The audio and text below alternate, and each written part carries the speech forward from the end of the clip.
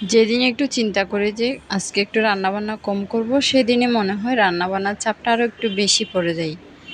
সত্যি কথা বলতে একটা কথা বলি, এই যে বিছানাটা গোছাতে আসলাম, আমার একটা কথা মনে পড়ে গেল। আমার একটা ছোট্ট ননদ আছে, যে যার শীত গরম কোনো কিছুই লাগে না, তার অনেক প্রিয় এই ব্ল্যাঙ্কেটটা। তার এই ব্ল্যাঙ্কেটটা ছাড়া তার ঘুমে আসে না। যখনই সে বিছানায় আসবে তার এই ব্ল্যাঙ্কেটটা লাগবে।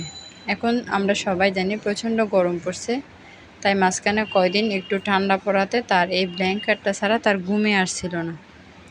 তো এই জন্য ওকে তাড়াতাড়ি ব্ল্যাঙ্কেটটা নামাই দিয়েছিলাম। ও খুব শান্তিমতো ঘুমায়, আর খুবই কি বলবো, ছোট, এখনও 5 বছর মাত্র হচ্ছে।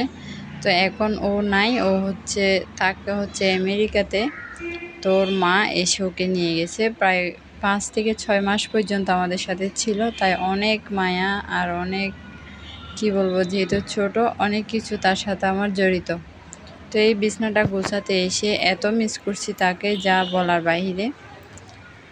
তো যাই হোক, তোমরা সবাই কেমন আছো একটু বলবে। আমি কিন্তু অনেক ভালো আছি। তো প্রতিদিন ছোট বাচ্চা থাকলে ঘরের যা হয় আর কি, এলোমেলো, আর মেইন রোডের সাথে যদি ঘর থাকে তার থেকে কষ্ট মনে হয় না আর কিছু আছে। এই জিনিসগুলো প্রতিদিন গোছাতে হয় আর প্রতিদিন মুছতে হয়। মাঝখানে যদি 2টা দিন মোছা না যায়, তাহলে এই যে দেখুন মাঝখানে এরকম এরকম হয়ে যায়, এত ধুলাবালি হয়। সারাক্ষণ গাড়ি চলে, তাই ধুলাবালিটা একটু বেশি আসে। তো আজকে চিন্তা করলাম যে রান্নাবান্নাটা একটু কম করব, যেহেতু গতকালকের অনেকগুলো তরকারি থেকে গেছে। তো এই পাকে এগুলো যদি একটু করা যায়, যদি রান্নার কাজে চলে যায়, তাহলে এই কাজগুলো প্রতিদিন থেকে যায় আর জমা হয়ে যায়, আর করা হয় না।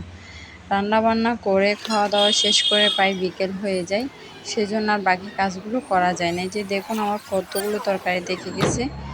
আর এরপর রান্না করবো এই যে 4 পিস ইলিশ মাছ ছিল, এটাকে একটু ভাপা করে রান্না করবো। আর বাজার থেকে 2 মুঠো শাক নিয়ে আসছে আমার শ্বশুর, এগুলোকে একটু ভাজা করব। তো এই যে 4 পিস ইলিশ মাছ, এটাকে একটু ভাপা করে রান্না করব বলে নিয়েছি। তো এখানে পেঁয়াজ কুচি রসুন কুচি দিয়ে দিয়েছি, আর এখানে যে পেস্টটা দেখতে পাচ্ছ, এখানে ছিল সরিষা বাটা আর কিছুটা পেঁয়াজ রসুন বাটা আর আদা বাটা। তো বাটা মশলাটাকেও দিয়ে দিয়েছি, আবার গুঁড়ো মশলা অ্যাড করবো এর মধ্যে। স্বাদ মতো লবণ দিলাম, এরপর হলুদ দিয়ে দিব, সামান্য পরিমাণ মরিচের গুঁড়া দিব, বেশি দিব না।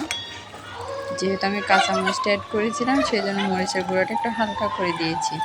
এবার হাত দিয়ে সরষের তেল দিয়ে ভালো করে মেখে নিব। যখনই আমি মাছটা মাখতেছিলাম, তখনই এত সুন্দর একটা ফ্লেভার আসছিল বলার বাহিরে। এই যে রান্না আমার কমপ্লিট হয়ে গেছে, কেমন হলো অবশ্যই বলবে। উপর থেকে 2টা কাঁচামরিচ দিয়ে দিলাম। ধন্যবাদ।